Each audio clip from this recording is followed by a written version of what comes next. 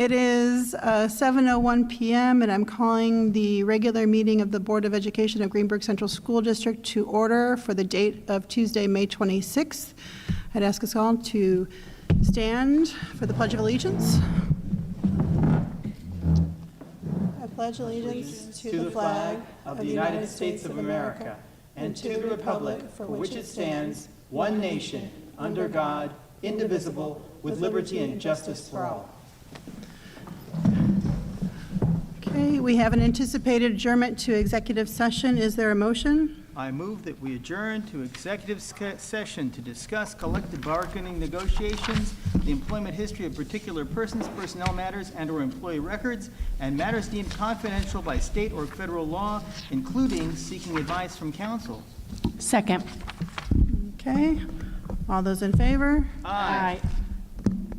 I don't know what else to say after that. Great, motion carries. We are in exec session. We will come back out into public session at approximately 8 p.m. Thank you.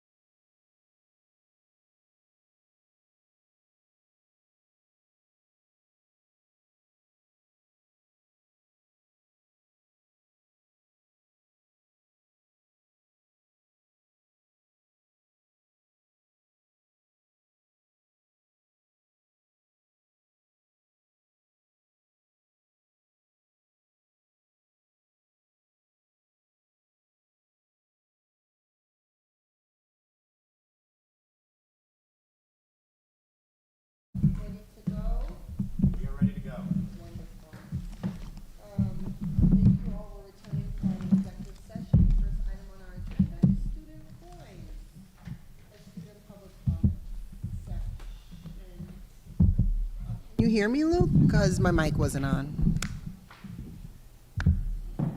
Yes? Okay, thank you. First item on our agenda is student voice, our student public comments. And our first item is Miss Sophia Gutierrez in the 5th grade at R.J. Bailey. Please come forward. Taking a long walk, Miss Gutierrez. Thank you.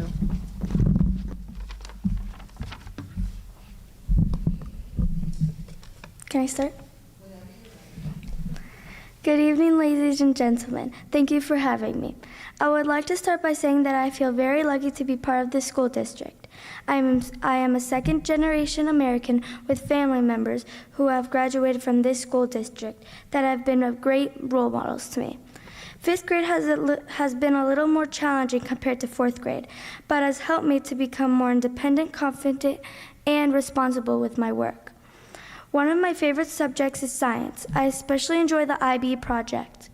All the teachers are kind and nice, as well as the staff, though sometimes the lunch ladies can be a little rough, but I understand because there is a lot of people in some short time.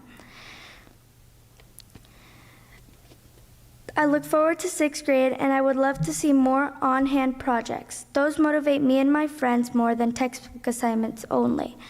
The bus rides are 50-50. In the morning, bus 2 is nice, but bus 16 can get a little rowdy sometimes, which puts a lot of stress on the bus monitor.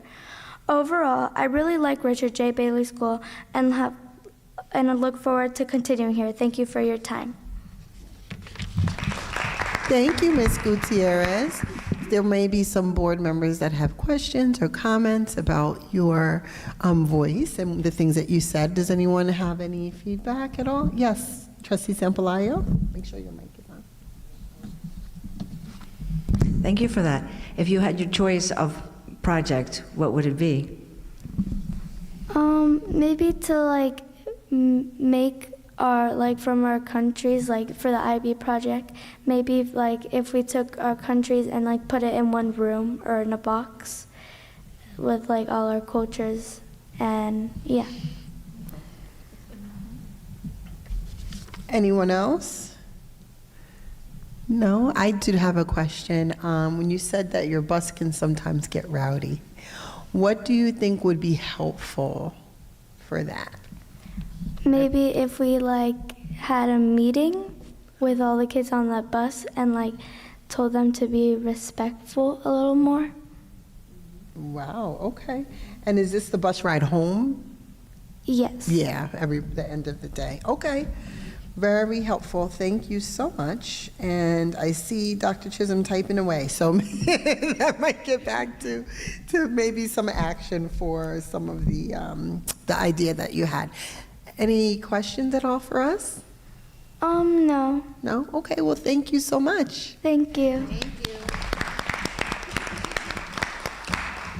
And I understand our other student did not make it this evening. Okay, we're going to move on to public comment. Are there any public comments today? Anyone sign up for public comment? Yes? Okay, I see here Lorraine Cantori, and your topic is other districts, Yonkers, pre-K, and budget outcome.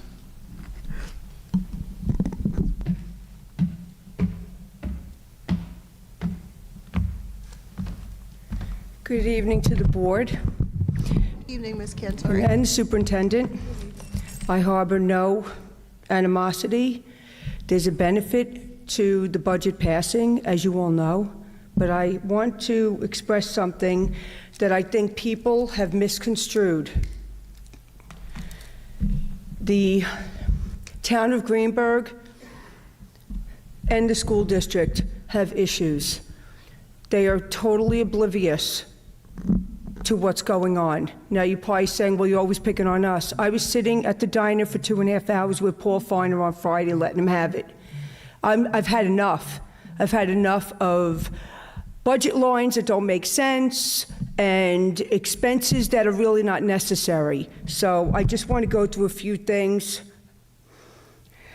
I have to tell you that the forensic review of Greenburgh was very helpful to the residents, to the town, to the employees, etc. It was very helpful because it was able to get down to all of the excessive spending, overtime and unnecessary things like brand new vehicles when vehicles could have been repaired, and a whole host of things. As far as this district, to see this young lady come up and speak makes it worth it for me to come out today. It just made me smile from ear to ear because she's so genuine and she wasn't afraid to complain about the bus.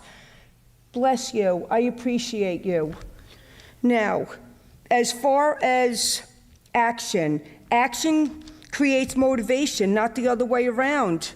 I know I'm not alone in unincorporated Greenburgh and asking why 497 children were bused to private schools during the 2018-2019 school year. That's more than 1/4 of the district's population. Why bring students from outside districts to skew the actual number of classrooms in the ECP and Lee F. Jackson school buildings? Why should a 4-year-old child sit on a bus to travel away from their neighborhood school?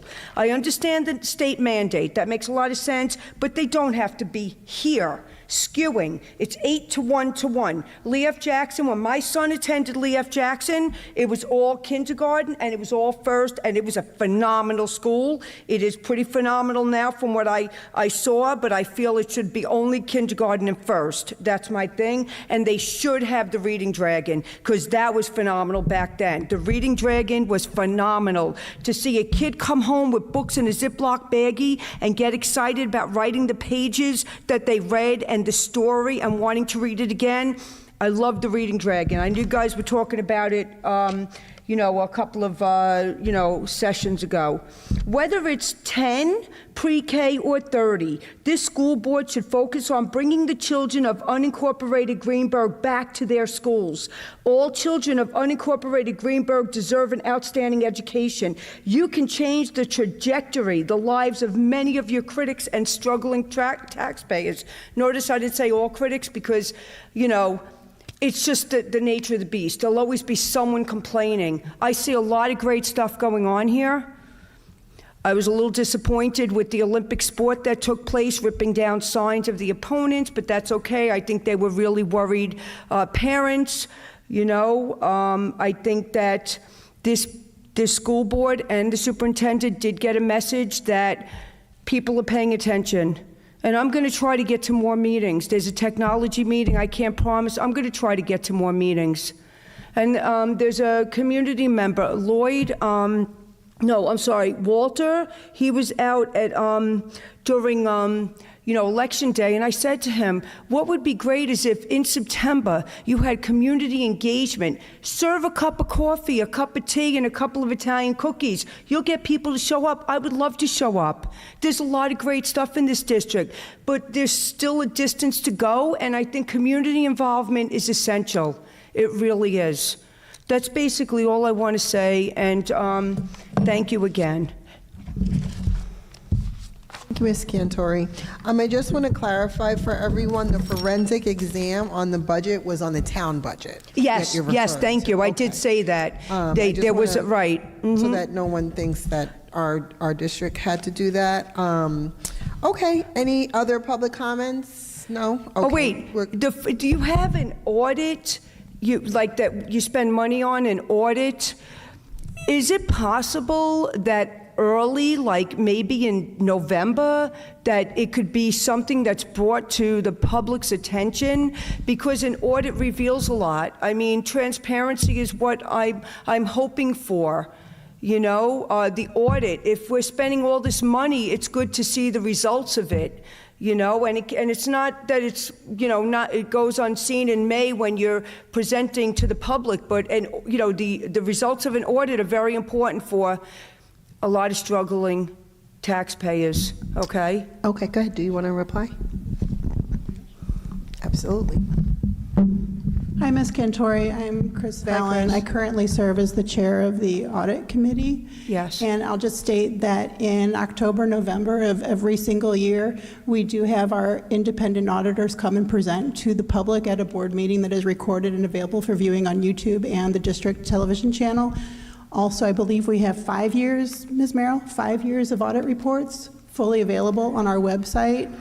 If I look, it's under departments, business, audit and financial statements, 5 full years. Internal, external, New York State audits, anything that we have available for at least 5 years is published there.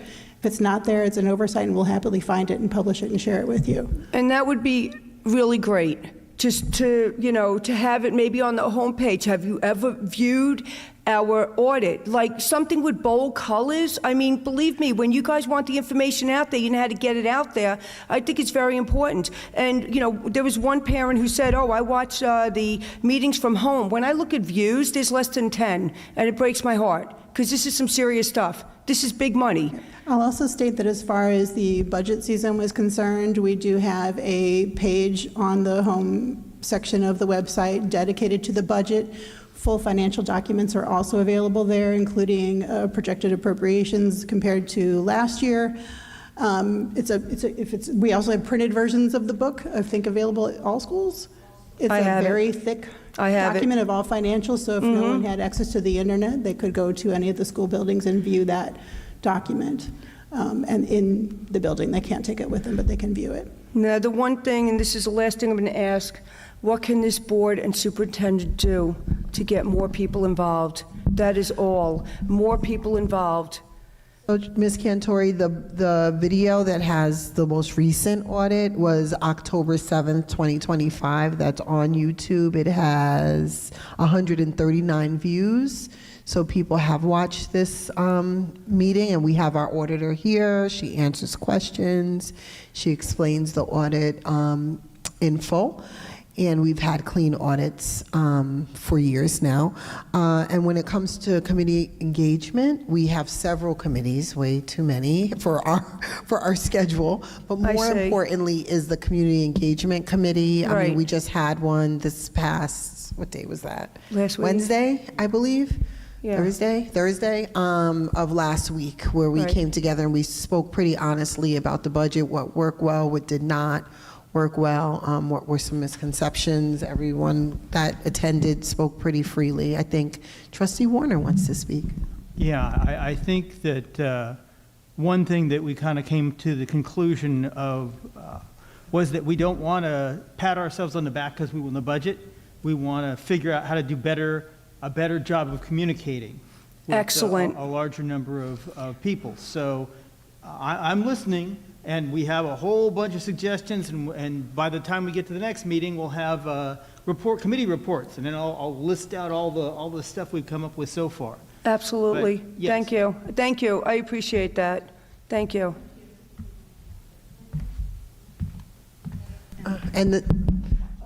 For Ms. Cantori and anyone else, public, our CEC Community Engagement Committee is actually, the dates are printed on the calendar, the hard copy calendar that everyone gets to their home. You can also check the website for the meeting date and times. This year, Trustee David Warner is the chair. You can contact him.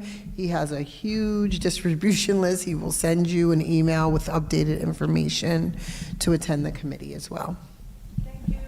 Okay, what? And the app, yes, there's also an app. So I'm going to keep going. That's it for public comments. Next on our agenda are new hires. There's no one here for new hire. Okay, then we have policy presentation, and there's 2 policies that have been out. I'm going to turn this over to Trustee Valen.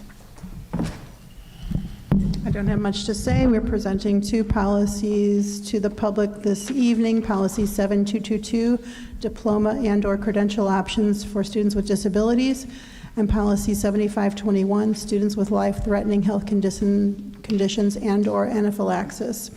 These policies were discussed at the work session. The board, administration, and legal has reviewed and made significant changes. The public is welcome to comment on these policies and make suggestions, and they will be considered for board adoption at the June 16th, 2026 meeting. Copies of the policies are available in the district clerk's office at the school buildings and on the district website on board docs. If you have any comments, concerns, questions, suggestions, please email board@greenburghcsd.org. Thank you. Thank you, Trustee Valen. And next on our agenda, Trustee Warner. For policy 7222, diploma and/or credential options for students with disabilities, there's a new section on page 2, superintendent determination of a local diploma, and it allows the superintendent to come up with some standard by which if the student can't make a certain score on Regents exams, you can make an exception and grant them the diploma. And the question is, do you have a set of standards before any cases come at you by which you'll determine whether you'll make that exception?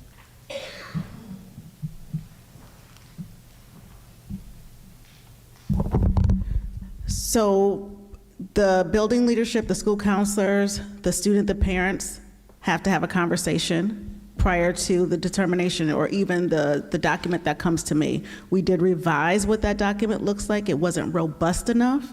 But what we started doing this year is ensuring that we are convening as a committee. So once it comes to me, I'm meeting with the director of PPS if necessary, which most cases it is, Dr. Njoku, the building leadership, and they were reviewing the students' academics, attempts at Regents, final course grades, whether or not they are on track at all for graduation. We're looking at attendance, so we're collecting a lot of data around the student. We're just not arbitrarily deciding whether or not the student is eligible for a local diploma. We're looking at all of those things combined.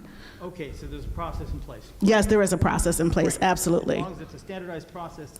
Yes, it is. Yes, it is. And conversation and discussion.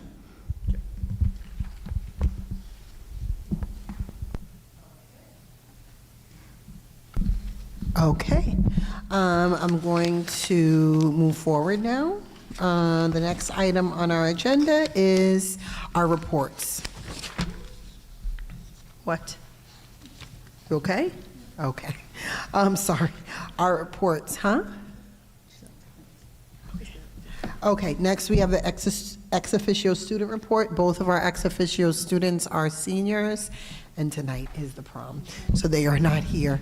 Then we have the board president's report, which is me. I surprisingly made the meeting tonight because I also was going to the prom, which I went to the early prom. I first want to, since I'm here, thank the community for passing our budget.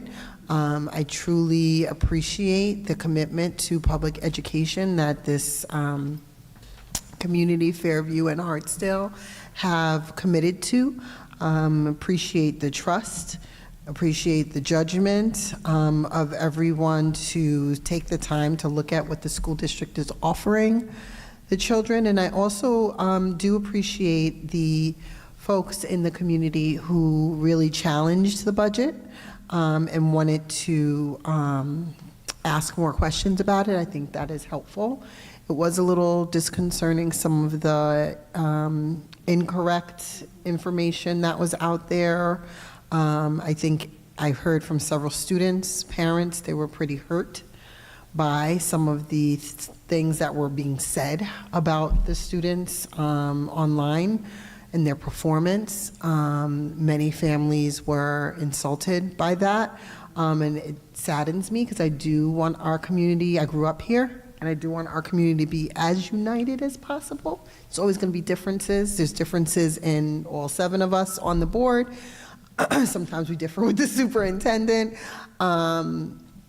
Differences are cool, but insulting the student's performance makes me pretty sad because our students work really hard, and that's all I'm going to say.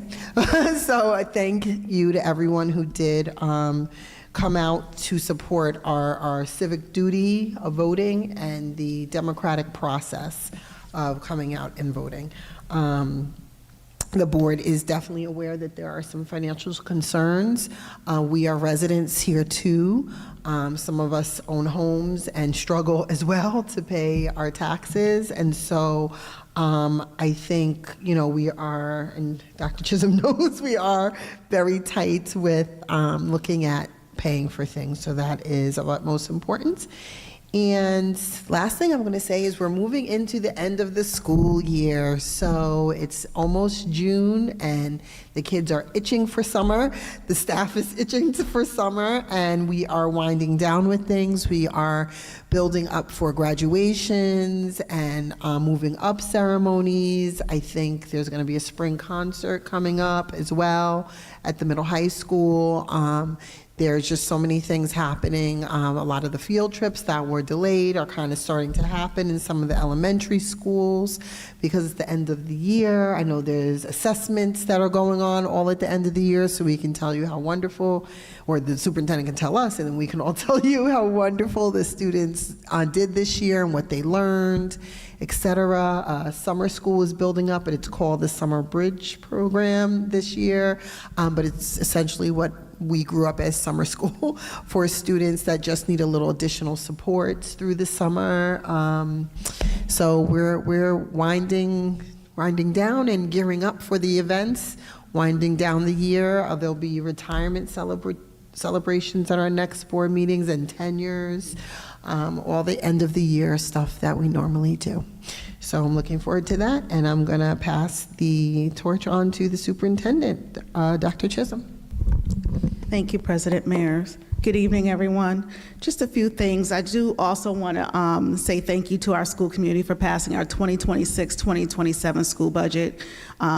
We have work to do, and already we've commenced with planning for the 2026-2027 school year. So we're really looking forward to that work and lifting and bringing all that, the energy from putting that budget together to fruition for next school year. So that has begun.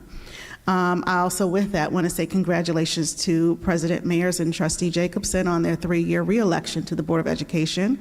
I certainly don't take your volunteerism lightly, as it is quite a commitment. However, I look forward to the continued partnerships as we soar together. So congratulations. Also, tonight is the senior prom. which I hope to get to so I can see the students in their dresses at some point this evening. But I just want to remind students, this is a very important time. There's a lot that happens, especially on prom night. So while having fun, I also want to make sure that our students are safe. And that's the main thing, being safe tonight. Tomorrow is Eid and also our superintendent conference day, so there is no school for students tomorrow. Just a reminder, no school for students tomorrow, but there is superintendent conference day.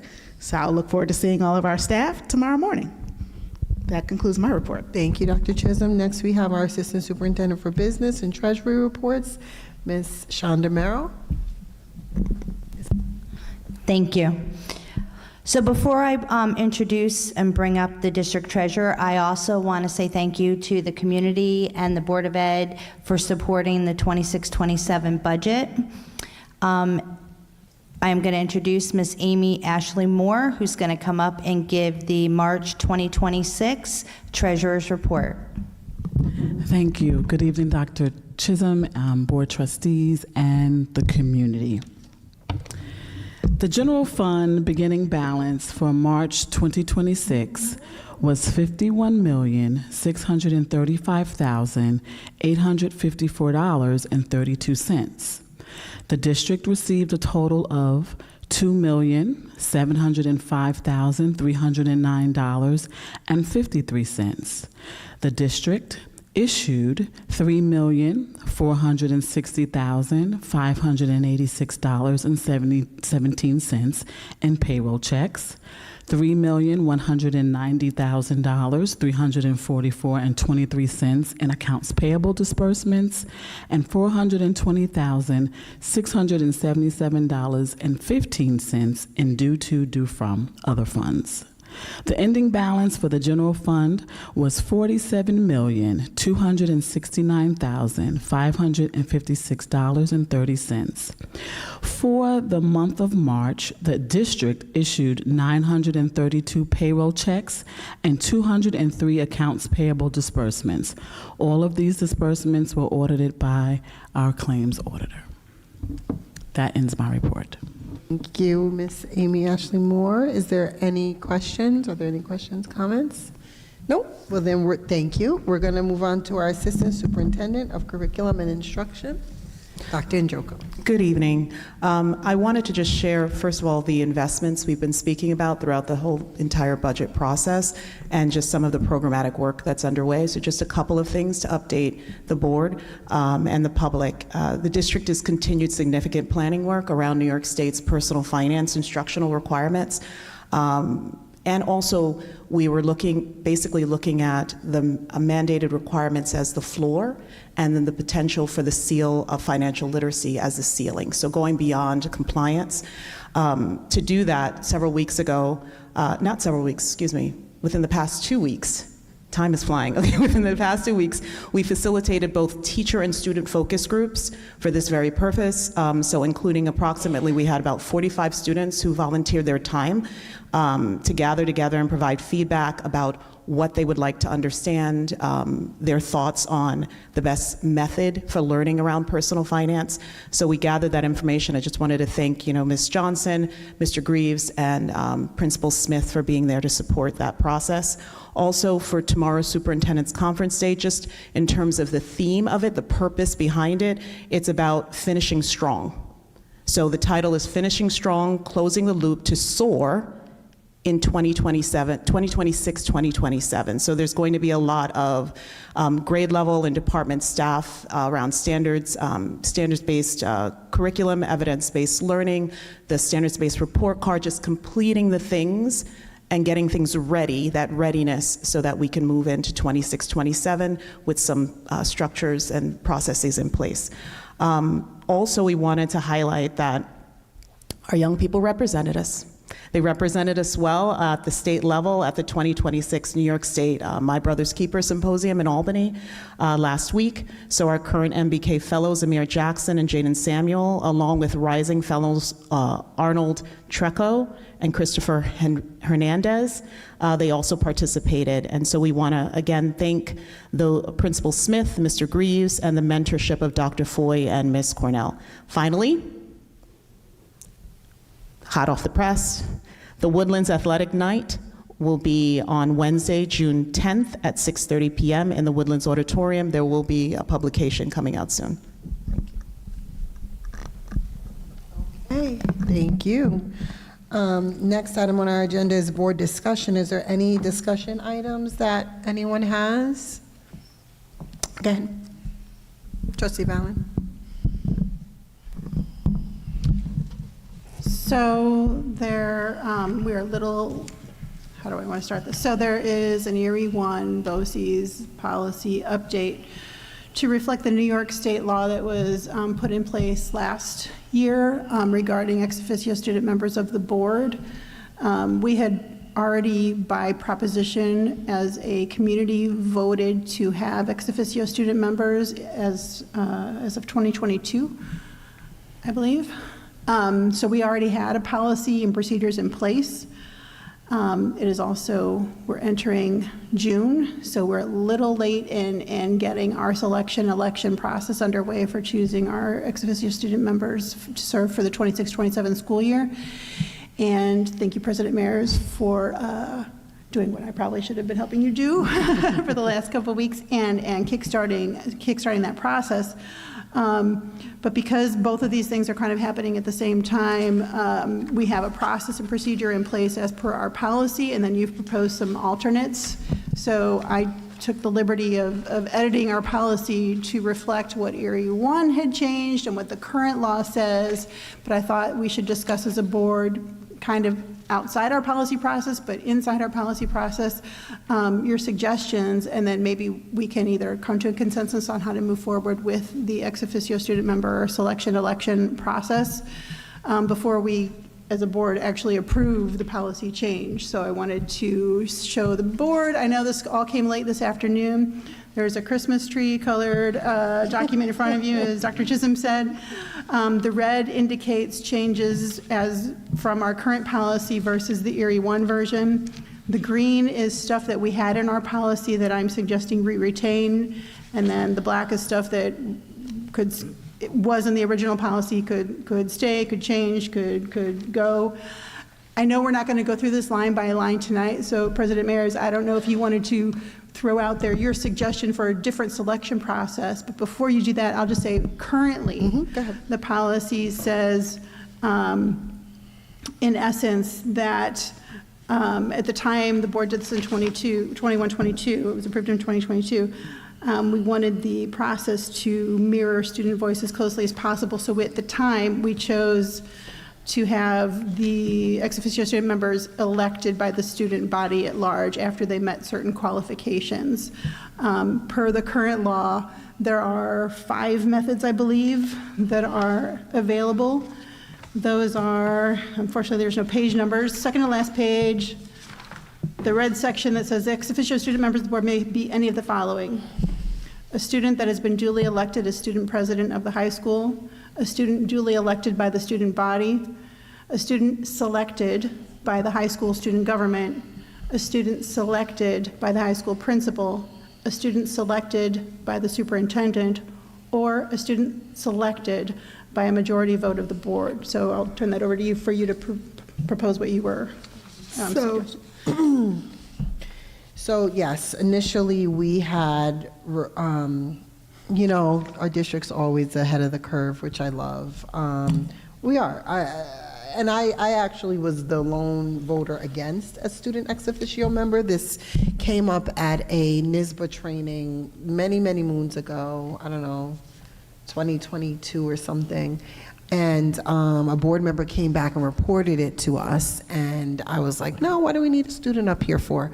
Was I wrong? So we all voted on it, and we decided to have a student, and we had to throw something together because they came up with this idea in a meeting and kind of shared it with us, and then we had to come up with the proposition on how to do it. And what we had decided was to have one student ex officio member that as you said, Trustee Valen, the student body would elect. Of course, it was kind of an election done toward the end of the year. We had 2 students come instead of 1. There was some miscommunication at that time. the first year, and then we had two students come and attend, and they kind of alternated. They were super, what I would say, high-functioning students, full IB students, athletic students, students in multiple organizations, and, you know, very often, as we've seen, even this current year, there's conflicts with the scheduling. And so one of the things suggested, I know Dr. Chisholm came from a district that also had student ex officio members in a committee style. We've since done this several years now, third or fourth year, I think.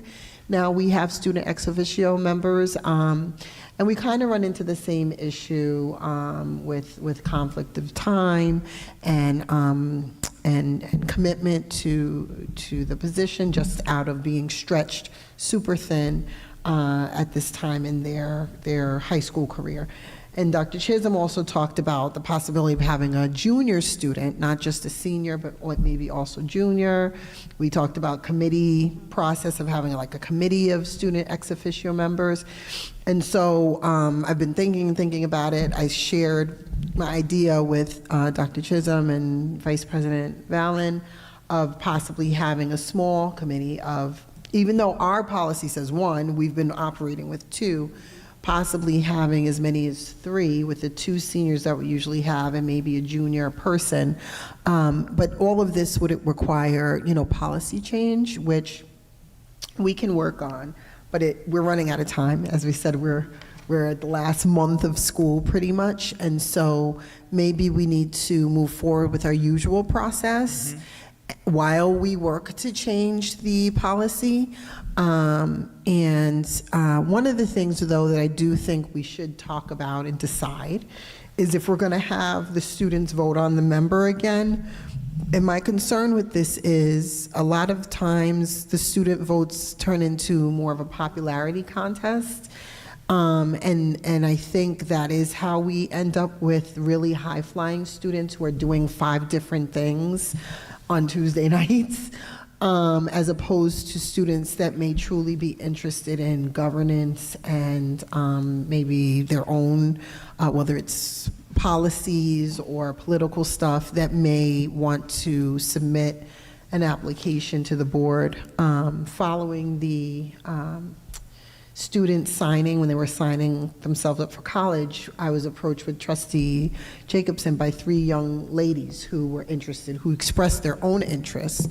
And I told them they would hear back from us when it was time, but I do have a little bit of concern about the students voting like in June for people to serve on the Board of Ed. One, I'm not sure all the students understand what the role does, but 2, I'm not sure if it becomes like more of a popularity contest than a true fitting of someone who would be able to commit to the role for the year.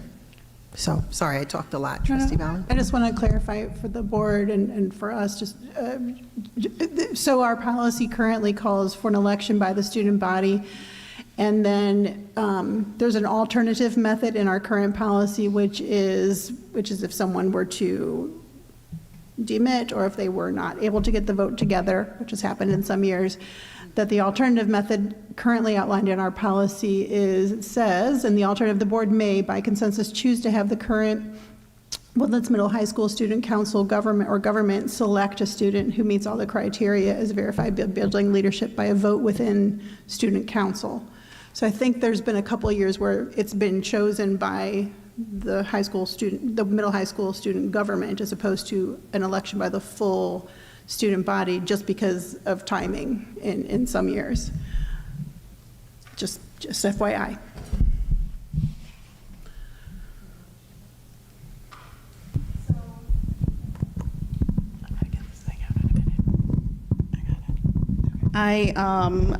I've shared this with President Mayers and Trustee Vallon. I'm not quite sure if I've shared my thoughts with the entire board.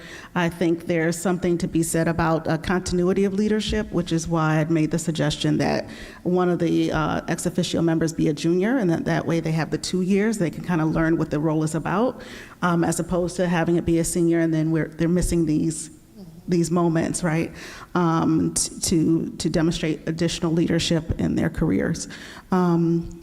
I also feel like there might be opportunities here by keeping these 6 options, because it may change from year to year depending on what's going on. But I think it's important too for the board to kind of feed into the selection process based on what it is that we know, the caliber of the commitment that is necessary to be able to ask that student those questions too. So I like having the 6 options here as opposed to narrowing us down to 1 or 2. It gives us some flexibility. Okay. I feel that it's important that people, as many students as possible, get to know that the Board of Education exists. And for that reason, I might go for the popular vote, because at least you tell people that there's a Board of Education out there, so that, you know, in explaining to the students what that is, you are both encouraging them to vote so that voting becomes a habit, and giving them an idea that there's a government structure that's making everything happen. It doesn't all happen by magic. So I'm for the democratic approach. What about the popularity contest piece of it when it comes to? That's a hazard of democracy. Okay, no, it's true. Okay. Okay, so I'm looking at the policy. It looks like we are red striking that the candidate must be a senior, correct? We do what? We're red striking it, like we're taking it out. So we can edit the policy on the spot if we'd like to.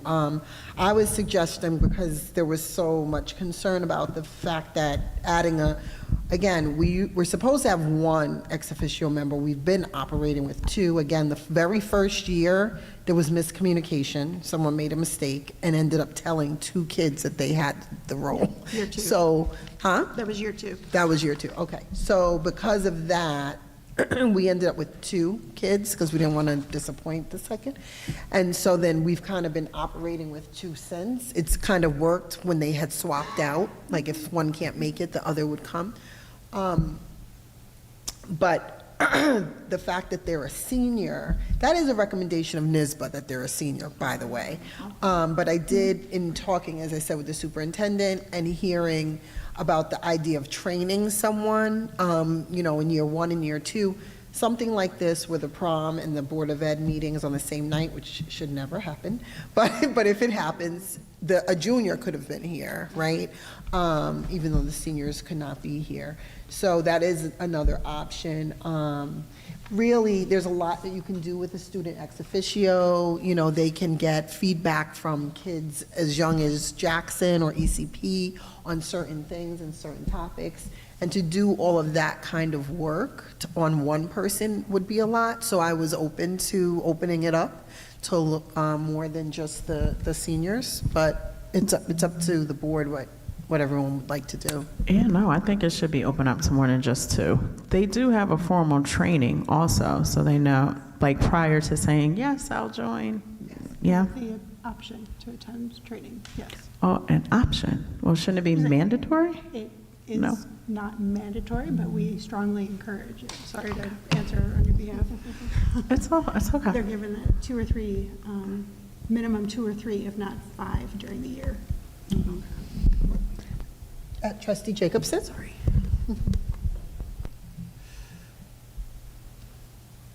I just want to say I think having a junior would be a really nice add for all the reasons that were already mentioned, but also we talk a lot about how so many of our schools are just 2 years and you move on and you don't always get to see the fruits of your labor.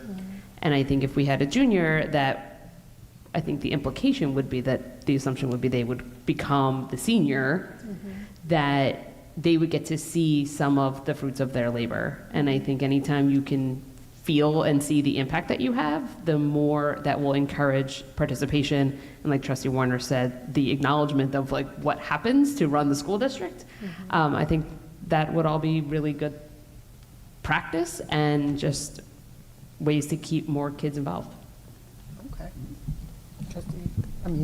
Dr. Chase. I do want to just comment on something that Trustee Mann shared. So, and then piggyback also off of VP Valen. So there were trainings that did take place for NYSBA across New York State. Our 2 representatives did participate in that along with me. So we did log in virtually. So making sure that they understood their roles, they got to connect with other ex officio officers, learn from their experiences, even those that did graduate from the high schools, and then came back to talk to them. So trying to keep them in the loop on what the legislation says. They got to hear from the Commissioner of Education and from each other. So those are things that I did really try to do this year with our ex officio officers in the fall. You know, it sounds good. I do like the component that they can interact with the other schools and speak on their behalf. Could they also get an opportunity to start to socialize with the community as well? I'm sure they can. I'm sure they can. That's great. I'm thinking of some things, that's why. Right, exactly. But just to know that that option is there, I think that's good to know. Yeah, no, I would love to have a student, whatever that word is, really be here and embrace what it is like to be a board member, because it's more than just showing up on Tuesdays to give reports, right? Mm-hmm. It's a lot to it. So it'd be nice to give them that exposure, I think. Trustee Valen. Only if no other trustee has a comment before I keep talking. Trustees. Do you have anything before I say anything else? No? Okay. Just quickly, in addition to NYSBA, trainings are also offered with our more local organization, Westchester Putnam School Board Association.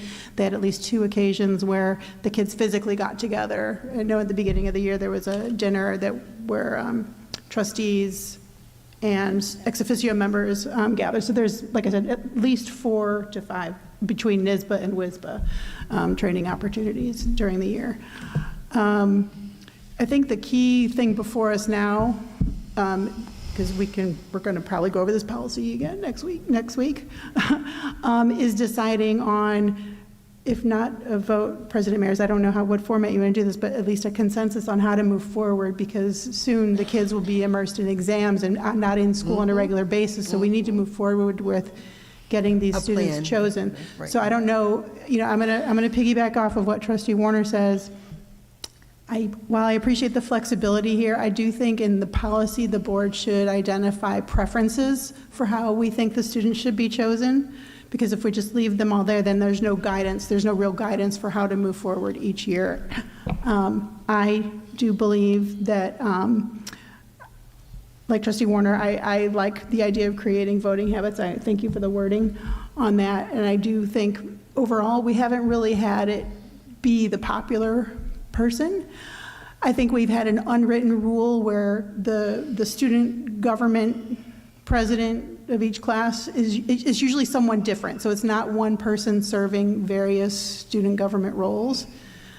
So student council president has never been, to my knowledge, the ex officio student board member. And so I think that unwritten rule, I would like, when we do the policy, to put that in the policy, that it should be someone different. So we're hearing the voices from, just like if they're on the superintendent's advisory committee, I would want someone who's not on that committee to be here. So we're hearing different student voices in as many different arenas as possible. Yeah, see, I don't agree with that, because I'm looking at and it says here, it could be the president of the, where was it? A student, it could be the student president of the high school. So I think it depends on the student and on that student's capacity, which is why, and I just forwarded my suggestions to the full board to look at, but that's why I suggested that the Board of Ed do an actual interview, the students who expressed interest.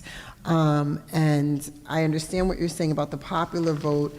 I think the word popular can be interpreted different ways. I don't mean popular necessarily socially. I mean popular as in there's certain, every year, there's certain kids and groups of kids who are known to be in the spotlight. They're very often, and we've talked about this individually, different board members, students who are IB kids, or students who are doing well in sports or, well, in the school play, that are kind of known to the board members. We see them a lot, we hear their names a lot, and there are students who are not as vocal, who may be interested in leadership, and that's what I mean when I talk about popular. They may not be as well known in their class or as vocal of a kid, but they may be very well interested in reading policies and understanding them,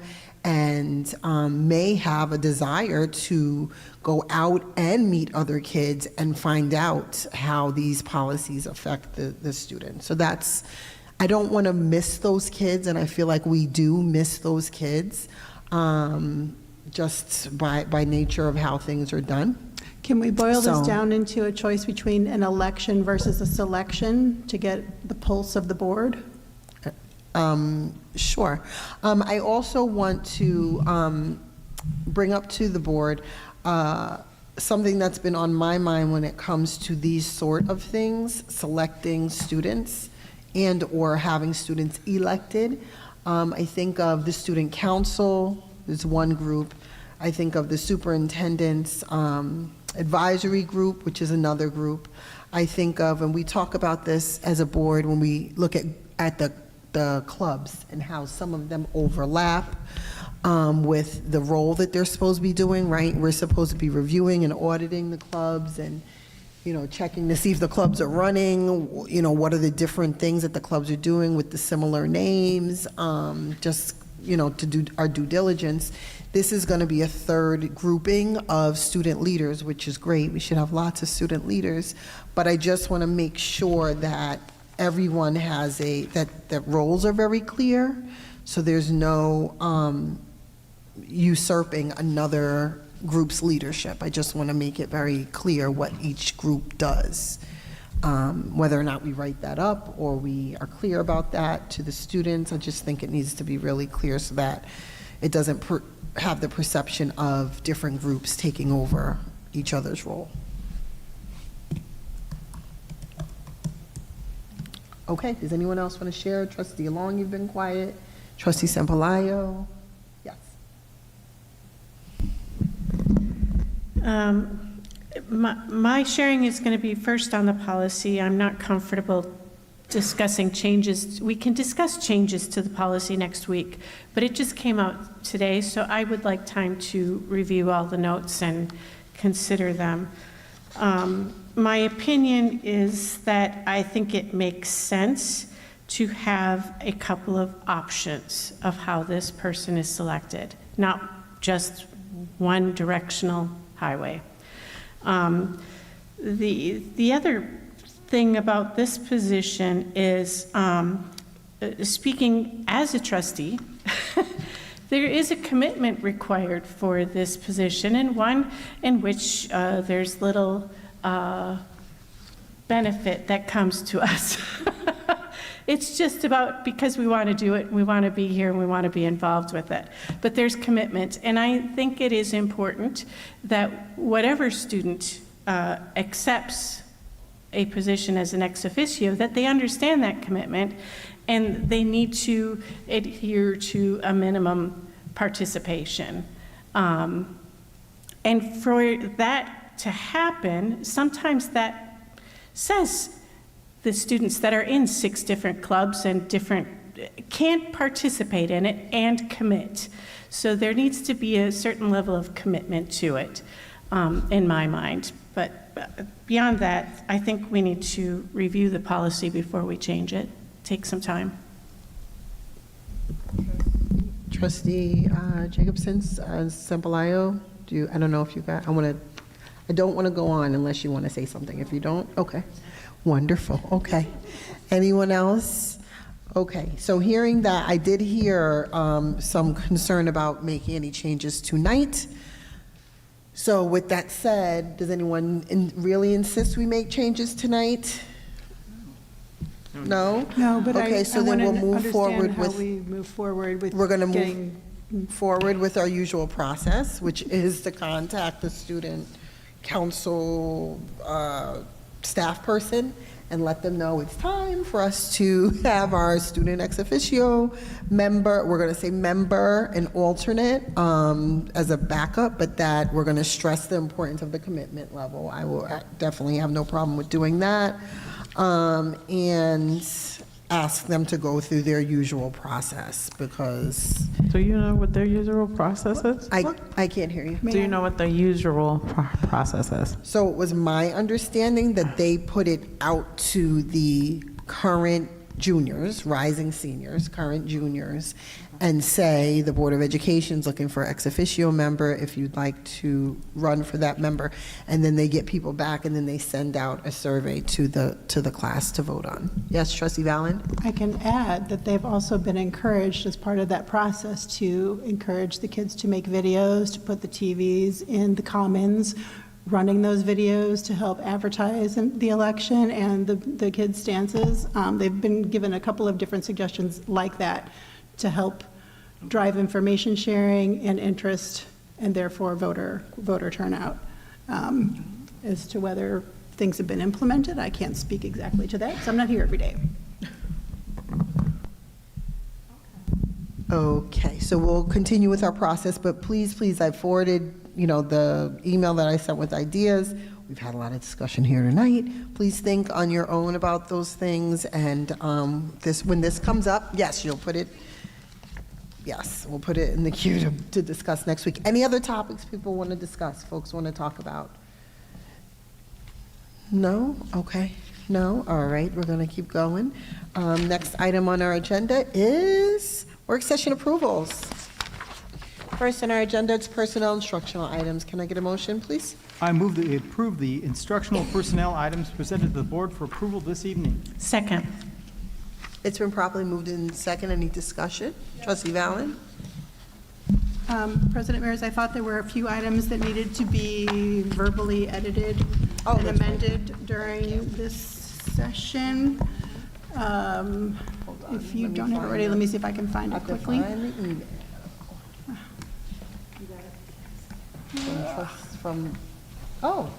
Thank you, Ms. Pineda. So it's been properly moved and seconded. However, there is an edit. Few. What? There's a few. Right. With item G1, the resolution edited will read, be it resolved that as recommended by the... He'll need to rescind his motion Sorry. and redo it as amended. Do you want to rescind your motion, and then I'll read the edit? All right. I move we rescind this motion. Thank you. Sorry, Trustee Warner. So we got to go item by item. Item G1, there is an amendment. Be it resolved that recommended by the Superintendent of Schools, the Board of Education amends the March 10th, 2026 board appointment of Joseph Wooten to serve as coordinator of the 2026 pre-K through 12 Summer Bridge Program, noted as instructional personnel item G2 to read at a stipend not to exceed $15,480. Can I get a motion? I move that we adopt item G1 as amended. Second. It's been properly moved and second. Any discussion? Hearing none, all those in favor? Aye. Any opposed? Any abstention? Motion carries. So the rest of the personnel instructional items, G2, 3, 4, and 5, can I get a motion, please? I move that we approve items G1 through 2 through 4. Second. It's been properly moved in second. Any discussion? Hearing none, all those in favor? Aye. Any opposed? Any abstentions? Motion carries. Next item is H1 that has an amendment.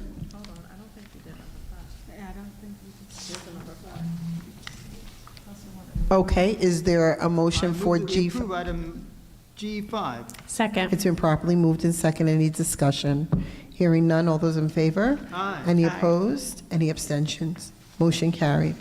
H1 has an amendment. It reads, be it resolved that as recommendation by the Superintendent of Schools, the Board of Education approves the appointment of the following individuals to serve in the Summer Bridge Pre-K program at the Early Childhood Program effective June 29th, 2026 to August 14th, 2026. Orientation dates are June 29th, 2026 and June 30th, 2026. Program dates are June 6th, 2026 to August 14th, 2026. Note, the said costs not to exceed July 6th, 2026 to August 14th, 2026. Note, the said cost is not to exceed $26,942 will be paid from the general and federal funds. Can I get a motion? Move that we approve item H1 as amended. Second. It's been properly moved in second. Any discussion? Hearing none, all those in favor? Any opposed? Any abstentions? Motion carries.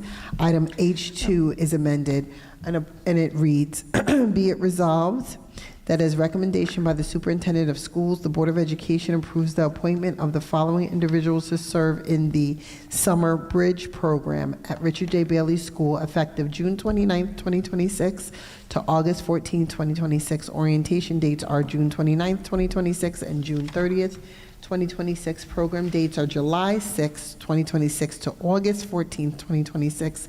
The said cost not to exceed $55,143 will be paid from the general and federal funds. Can I get a motion? I move that we approve item H2 as amended. Second. It's been properly moved in second. Any discussion? Yes, please. Yes? Do we need to change the titles on these motions also? Yes, so the titles on the motion is just the subject title, but sure. The motion, the issues are that it moved from being, G1 moved from being summer coordinator to pre-K through 12 summer bridge program. Item H1 moved from summer enrichment to summer bridge pre-K program, ECP. And item H2 moved from summer enrichment program to summer bridge program. It's just the wording, but it does need to reflect and be read so that the minutes are read accurately. It's just the wording going from enrichment to bridge program. And to include pre-K, not just say K through 12, where we normally, we're a pre-K through 12 district, but sometimes things are written just K, so we're trying to be as specific as possible. Okay, is there any, yes? Just on H2 then, are we removing after summer bridge program, are we removing summer academy GSA since we removed it within the body of the resolution? Yes. Yeah, I didn't read.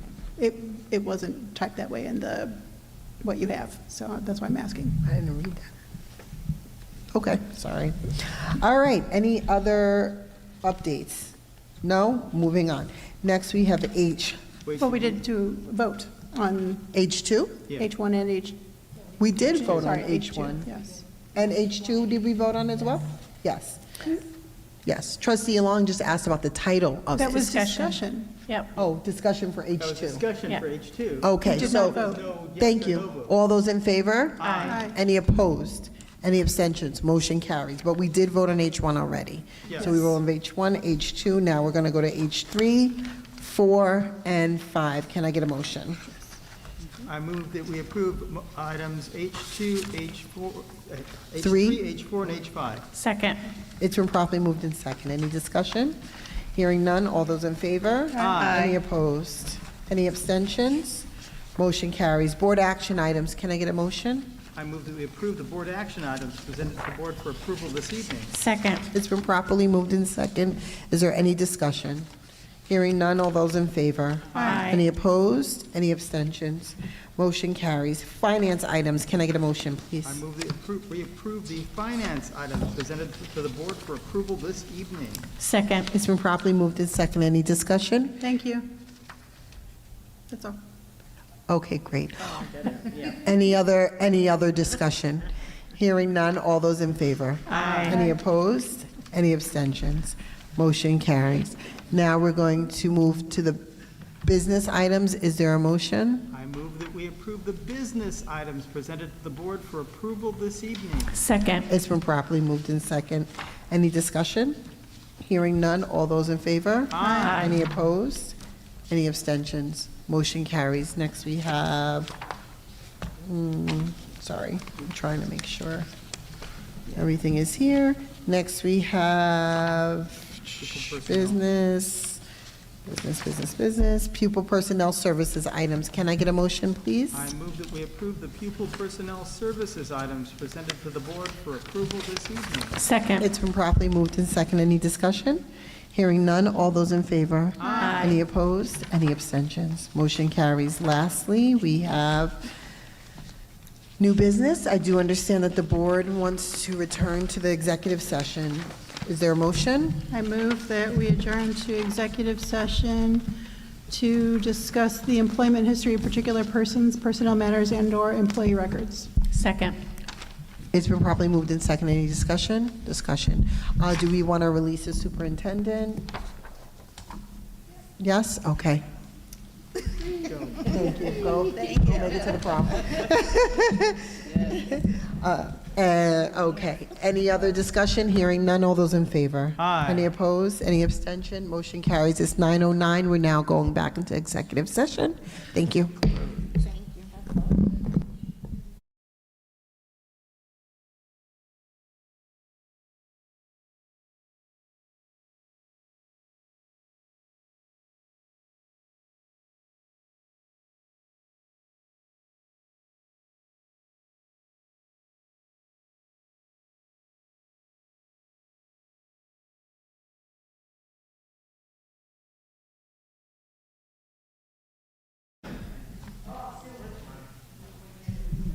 Are we ready for going live? Wonderful. It's 10:43 p.m.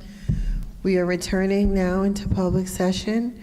Are there any new items for the meeting? Hearing none, can I get a motion to adjourn? I move that we adjourn the meeting. Second. It's been properly moved and seconded. Is there any discussion? Hearing none. All those in favor? Aye. Any opposed? Any abstention? Motion carries. 10:44 p.m. Good night. Yay.